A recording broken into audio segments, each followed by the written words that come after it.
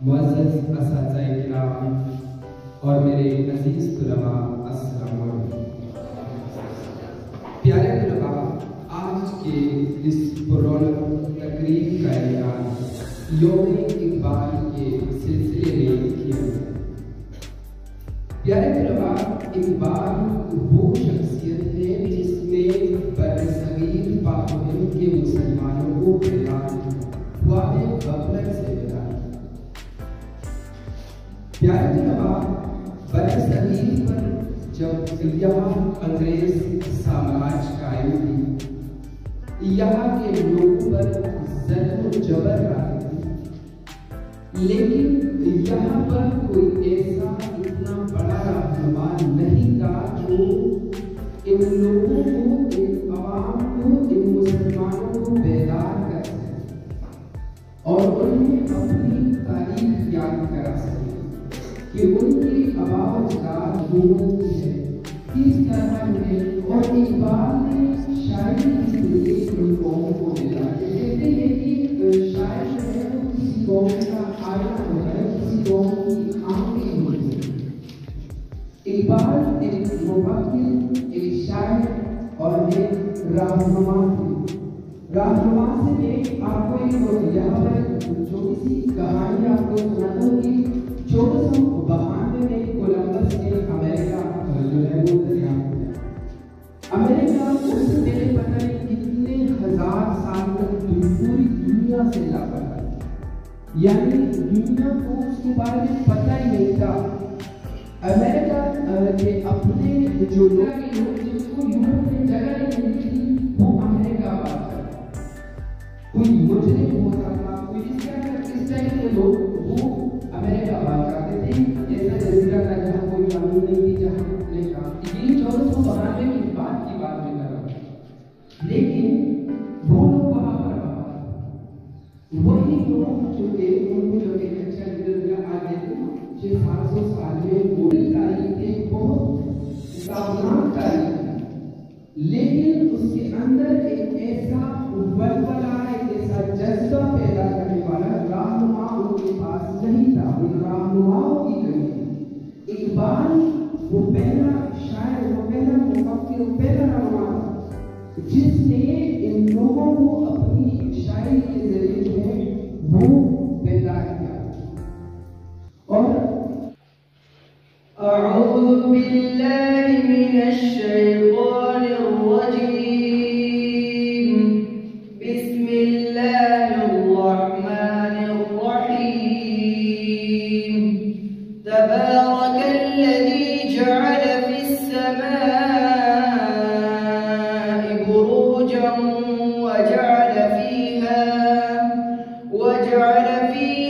सिराजन वक़मरन मुनीरा, वहुवल्लज़ी जअलल लैला वन्नहारा खिल्फतन लिमन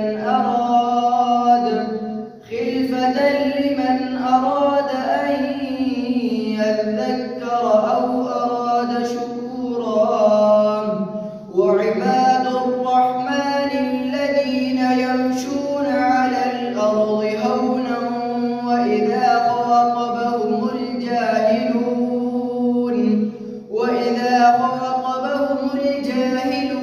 क़ालू सलामा, वल्लज़ीना यबीतूना लिरब्बिहिम सुज्जदन वक़ियामा। सदक़ल्लाहुल अज़ीम।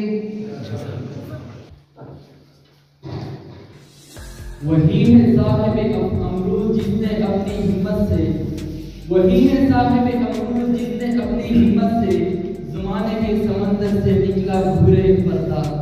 अब मैं दावत देता हूँ जमात शशम के तालिब इल्म मोहम्मद महमूद और इसके टीम को कि वो आया और उर्दू में गाना पेश करें। मोहम्मद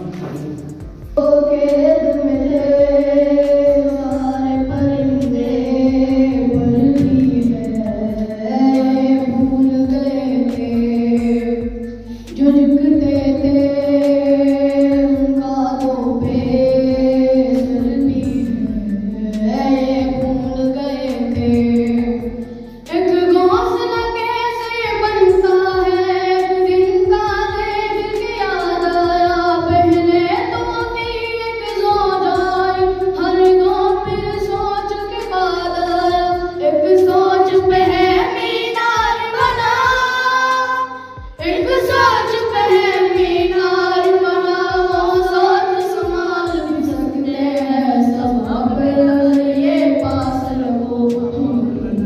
नजरिया रखते हैं, सब अपने नजरिए पास रखो, हम अपने नजरिया रखते हैं। याद रहे कोई वजह है, पास दे जो अपनी जगह है, जान से ज्यादा खर्चाया अगर अपने तब नाम लगा है, रस्ते पर दिल जमाया हो मंजिल तक बाग न होता है, घर जाग न हो उससे पहले एक हौसला जाग न होता है, एक सोच पे मीनार बना, एक सोच पे मीनार बना, वो सोच संभाल भी सकते हैं, सब अपने नजरिए पास रखो, अपना नजरिया रखते हैं, सब अपने नजरिए पास रखो, हम अपना नजरिया रखते हैं। अंदर घर की एक दीवार पे और कोई दीवार नहीं है, सोच से ज्यादा हथियारों में और बड़ा हथियार नहीं है, हंसना भी साथ में आता है, अब मिलकर रोना होता है, मंजिल तक सोच नजरिए पास रखो, अपना नजरिया रखते हैं, सब अपने नजरिए पास रखो, हम अपने नजरिया रखते हैं।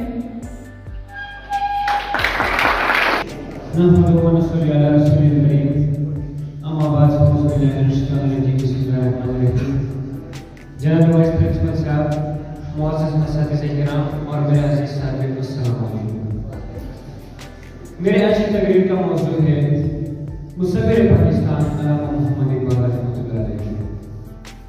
तू शाहीन है परवाज़ है काम तेरा, तू शाहीन है परवाज़ है काम तेरा, तेरे सामने आसमां और भी है। वालिद का नाम शेख नूर मोहम्मद था और इसकी वालिदा का नाम इसकी वालिदा इंतहाई दिलदार खातून थी। इकबाल ने तालीम का आगाज़ मस्जिद से किया।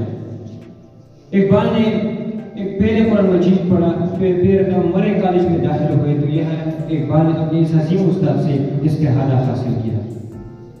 गवर्नमेंट कॉलेज लाहौर में फलसफा के उस्ताद प्रोफेसर अर्नाल्ड के साथ मुलाकात हुई। उन्होंने इकबाल की ज़मानत फिजाना की जोर देखते तो इकबाल के बेहद हौसला अफजाई और रहनुमाई की। उन्हीं के मशवरे पर इकबाल ने अहम फलसफा किया। बाद आसान इकबाल यूनिवर्सिटी और नीटल कॉलेज लाहौर में फिर कुछ अरसे इस कॉलेज में अदबियात अंग्रेजी के लेक्चरर रहे। इकबाल ने 1905 से 1908 तक 3 साल इंग्लिस्तान में क़याम किया। इसी दौरान उन्होंने ऑक्सफोर्ड यूनिवर्सिटी लंदन में क़याम किया। इसी दौरान उन्होंने ऑक्सफोर्ड यूनिवर्सिटी लंदन से बरेदा और यूनिफ यूनिवर्सिटी से PhD की डिग्री हासिल की। फिर ऑक्सफोर्ड यूनिवर्सिटी में चंद माह अरबी के प्रोफेसर भी रहे।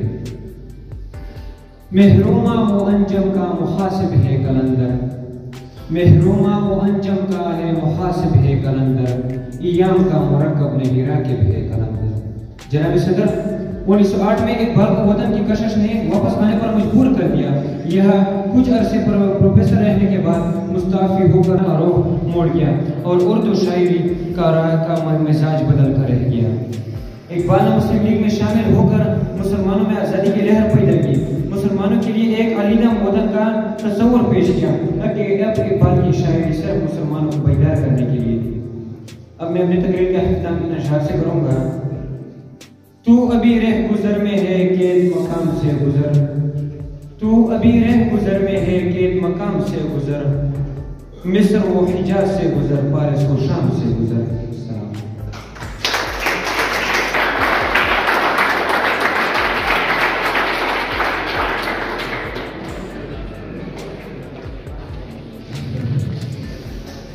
शुरू अदा के नाम से कोई बड़े मेहमान निहायत रहम करने वाला है। वाइस प्रिंसिपल साहब, अजीज साथियों, अस्सलाम वालेकुम। आज मैं अल्लामा इकबाल की एक नज़म पेश करना चाहता हूँ। वो ये है, एक नौजवान की नाम। तेरे फिक्र अफरंगी तेरे का तेरे सूफे अफरंगी तेरे कानून है ईरानी, लोग मुझ को रुलाती है नौजवान की धन की आसानी। इमारत या शक्वा तस्वीर भी हो तो क्या हासिल, इमारत या शक्वा तस्वीर भी हो तो क्या हासिल, नजोर हैदरी तुझे ना इंतसाब मुसलमानी। न ढूंढो इस चीज को कहीं खजरी के तजाली में, न ढूंढो इस चीज को कहीं खजरी के तजाली में, तो पाया मैंने अश्तहाम महराज मुसलमान। वही जहां है तेरा जिसको तू करे मेरा, वही जहां है तेरा जिसको तू करे मेरा, ये सब हश्र नहीं जो तेरे निगाह में है। And now I would like to invite our Bakr Sadiq for English speech. Bakr Sadiq.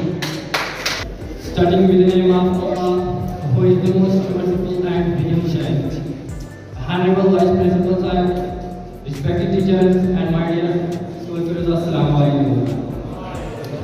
Today the topic of my speech is about Iqbal message to you. Iqbal is the one of the most outstanding Muslim poets and philosophers in subcontinent. His intellectual genius has reached supreme in the area of Islamic philosophy.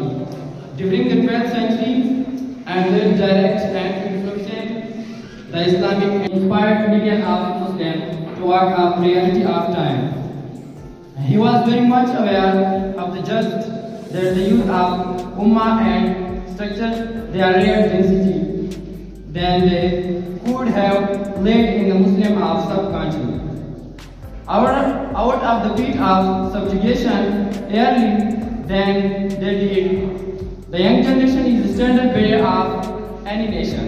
If their energy is channelized in paper direction, it can bring sea change in social, political, and economic fabrics of the nation, keeping this wave. मोहब्बत मुझे उन जवानों से जो सितारों पे जुड़ाते हैं कमान। सितारों से आगे जहां अमर भी है, अभी इसके इख्तियार अमर भी है। आपने तवक्कुल अजीम और रुकती को के बराए और नजूर नाम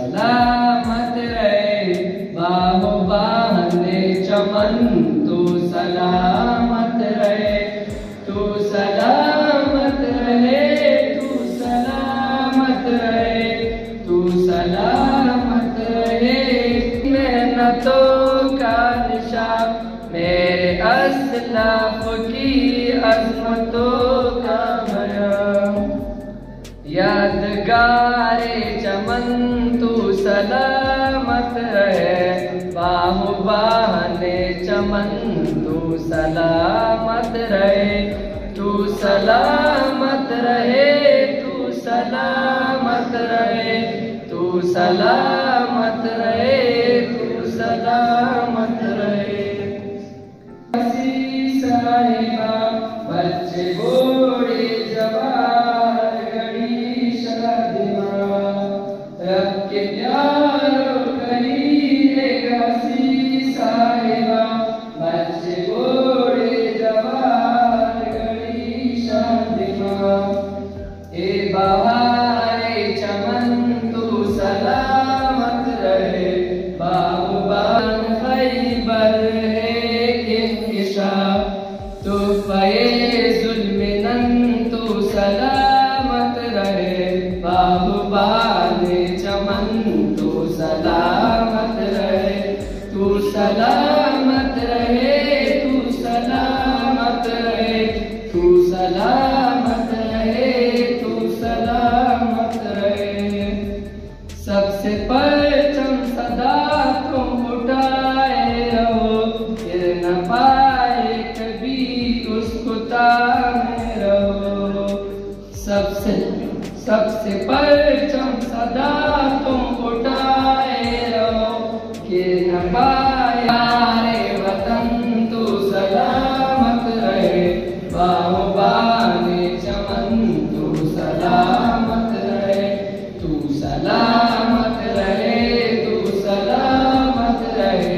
तू सलामत रहे, तू सलामत रहे, मेरे प्यारे वतन तू सलामत रहे, बाग बाते चमन तू सलामत रहे, तू सलामत रहे, तू सलामत रहे, तू सलामत रहे, तू सलामत रहे। मोहम्मद साहब जो वो आए और उर्दू तक कहीं पेश करें। मोहम्मद साहब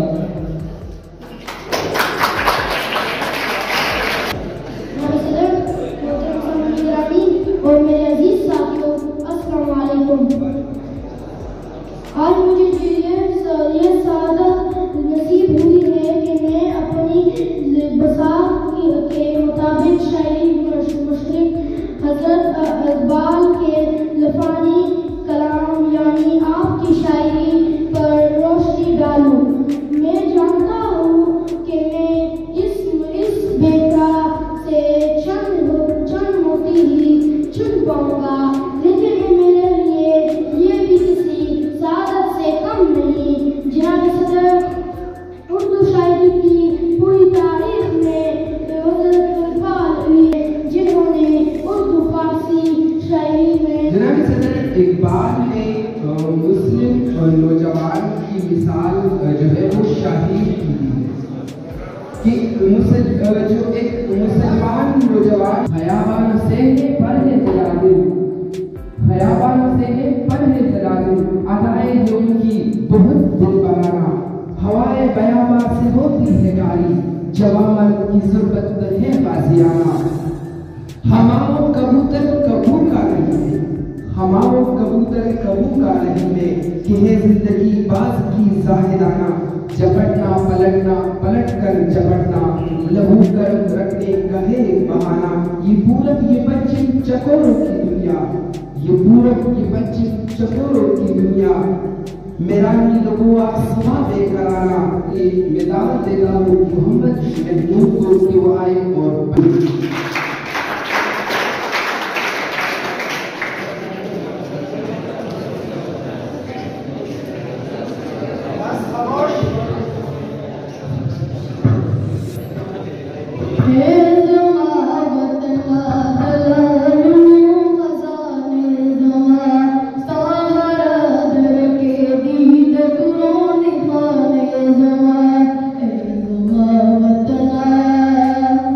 Is the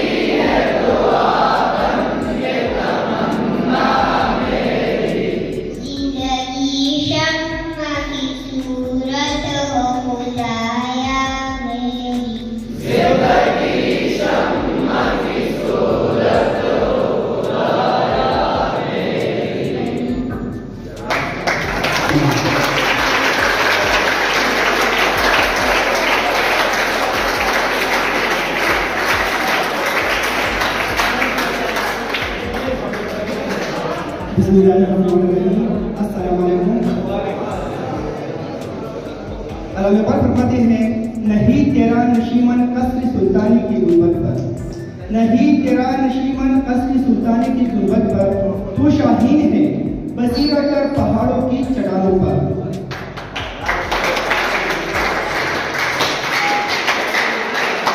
अंदाज़ बयागर्चे इतना शोभ नहीं है, अंदाज़ बयागर्चे इतना शोभ नहीं है, शायद कि उतर जाए तेरे दिल में मेरी बात।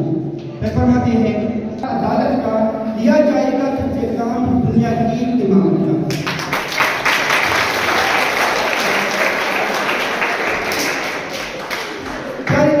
जिस तरह आप जमा हैं, आप सबको पता है कि आज यौम इकबाली है, यौम इकबाली है दिन, यानी इसी दिन 1877 को अल्लामा इकबाल की पैदाइश की 30 साल पूरी हुई।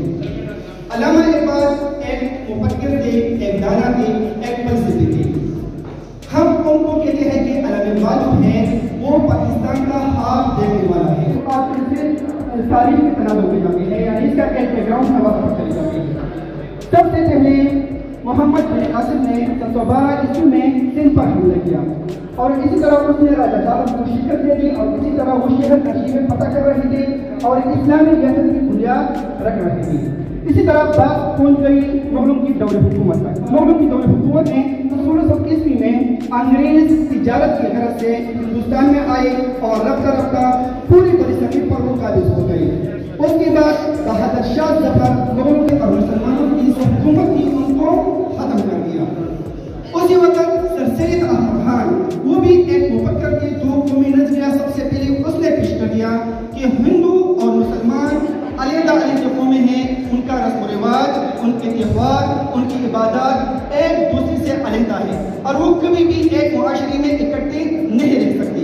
जब उनका रस्म रिवाज, इबादत, त्योहारें सब कुछ अलग है तो फिर वो क्यों कर एक मुल्क में रह सकते हैं। और सबसे पहले ये नजरिया सर सैयद अहमद खान ने पेश कर दिया, यानी दो कौमी नजरिया आप पढ़ते होंगे पाकिस्तानी में।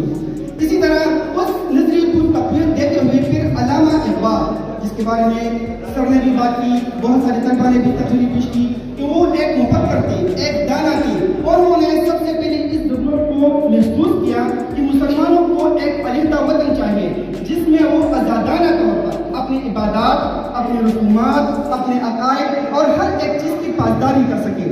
तो अल्लामा इकबाल एक मुफक्किर, एक फलसफी के अलावा एक बहुत बड़ा शायर भी है उर्दू अदब का। और उर्दू अदब में उन्होंने लाजवाब ऐसी नज़्में लिखे हैं जिसमें उन नौजवानों से मुखातिब है। किस वजह से मुखातिब है वो बताते हैं। उनका एक शेर है कि खुदी को कर बुलंद इतना कि हर तकदीर से पहले, खुदी को कर बुलंद इतना कि हर तकदीर से पहले, खुदा बंदी से पूछी बता तेरी रज़ा क्या है। इस शेर का मतलब क्या है? बता रहे हैं कि आप अपनी खुदी को, अपने अना को, अपनी काबिलियत को इतना बढ़ा दो ताकि कल आपका आने वाला कल है वो आपकी इंतजार कर सके और आप जिस तरह बनना चाहते हैं मुस्तकबिल के बारे में सोचेगा, तालीम हासिल करेगा, जदीद तालीम हासिल करेगा तो वो बाकी अक़वाम का शना बशना मुकाबला कर सकेंगे। तो हमें चाहिए कि उनकी तालीमात पर अमल करें। सिर्फ ये नहीं है कि उनकी जो नज़्में हैं उसे नज़्म के तौर पर पेश करें सिर्फ ताकि हम उनकी जो शायरी है उसमें हमारे लिए एक पैगाम है, उस पैगाम पर अमल करें और उसे अपनी जिंदगी के लिए उसके मुताबिक अपनी जिंदगी को गुजार सके और अपने कौम और मिल्लत की हिम्मत कर सके ताकि हम पूरी दुनिया में एक जिंदा कौम के तौर पर अपने आप को मनवा सके। तो उनकी तालीमात पर अमल कर ले क्योंकि उन्होंने नज़म के जरिए और नसर के जरिए, लेकिन हम ज़्यादातर उनकी नज़मों से वाकिफ हैं। तो हमें चाहिए कि उन तालीमात पर अमल करें जिसको वो हम तक पहुँचाना चाहते हैं। बस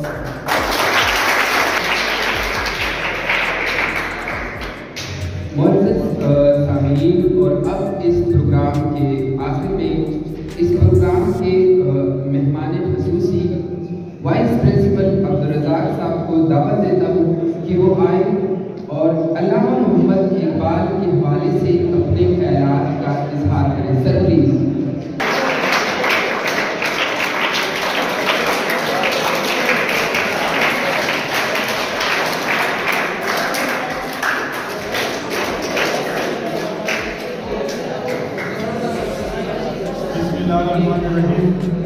सबसे पहले तो मैं इस प्रोग्राम के ऑर्गेनाइज़र जनाब सैफुल्लाह साहब और उसकी टीम का गुज़ार हूँ और उसको दाद देता हूँ कि इतने शॉर्ट नोटिस पे इन लोगों ने बहुत अच्छा प्रोग्राम अरेंज किया और आप सबके साथ वो पूरी उम्र के बारे में इसलिए उसको हकीमुल उम्मत इसलिए कहा जाता है कि उसने उम्मत का इलाज किया था। यानी यूरोप में जब उसने देखा कि वो लोग बहुत पीक पे जा रहे हैं और इधर बड़े सगीर में मुसलमानों की उसने जब हालात देखे तो उसने मुसलमानों को नसीहतें करना शुरू की। ये जो नज़र आ रहा है उकाबी रूह जब बेदार होती है जवानों में, वो जवानों के लिए उसकी ये नसीहत थी कि आप लोगों की मंजिल ये शाहीन की तरह होनी चाहिए, ऊंची होनी चाहिए। ये नहीं है कि आजकल हम कह रहे हैं कि सिर्फ मैट्रिक पास कर लो, FSC पास कर लो, तालीम हासिल कर लो। नहीं, आपकी मंजिल, आपकी सोच बहुत हाई होनी चाहिए। ये शाहीन का लफ्ज़ या हुकामी रूह जो इस्तेमाल हुआ है ये इसलिए हुआ है कि यूरोप में उसने वक्त गुजारा था, वो लोग डिवेलपमेंट कर रहे थे, वो लोग तरक्की कर चुके थे और मुसलमानों के हालात जब उसने देखे तो उसने ये अशार इसलिए पेश किए थे कि मुसलमानों के जो नौजवान है उसकी मंजिल, उसकी सोच इतनी हाई होनी चाहिए ताकि वो अपने मकासद जो है अपने पाकिस्तान का नहीं बल्कि पूरी दुनिया के जो मुसलमान थे उसका एक शेर है कि एक वो मुस्लिम हरम की पासबानी के लिए नील के साहिल से लेकर ताबा के काश हद तक। इसमें वो हमें यूनिटी के बारे में बता रहा है। आजकल जो मुसलमानों के हालात है, ये जो मुसलमान आपस में लड़ रहे हैं या मुसलमानों पर जुल्म हो रहा है, तो ये खतरा जो था उस वक्त अल्लामा इकबाल ने देख जो अभी बीच में हमारे स्टेट्स बने हुए हैं उसका नजरिया ये था कि मुसलमानों को रियासतों में या दूसरे जो हमारे क्लास सिस्टम है उसमें बढ़ना नहीं चाहिए, बल्कि बहसियत उम्मत मुसलमान का नौजवान जो है, मुसलमान जो लीडरशिप है उसको तरक्की करनी चाहिए, उसको आपस में मिलजुल कर रहना चाहिए। जितने हम डिवाइड होंगे उतने हम पे लोग जुल्म करेंगे, उतने हम पे लोग जुल्म करेंगे, जिस तरह से आजकल दुनिया में हो रहा है। तो कहने का मतलब ये दुनिया के जितने मुसलमान हैं वो आपस में मिलजुल कर रहेंगे। और इसके अलावा उसने जब बड़े सगीर में मुसलमानों की हालत देखी तो मुसलमान कौम जो थी वो गुलामी के लिए पैदा नहीं हुआ है। मुसलमान कौम जो है वो महकूम नहीं हो सकते। अगर हम मुसलमानों की तारीख को देखें, मुसलमानों का जो ये खुदी का लफ्ज़ जो उसने इस्तेमाल किया है, इसका मतलब अपने आप से, खुद से शुरू करो, यानी अपने आप में, अपने अंदर ऐसी क्वालिटी ने दिया है, उकाबी रूह, ये सारी चीज़ें मुसलमान उम्मत के लिए, ताकि वो इस पर अमल करके तरक्की कर सके।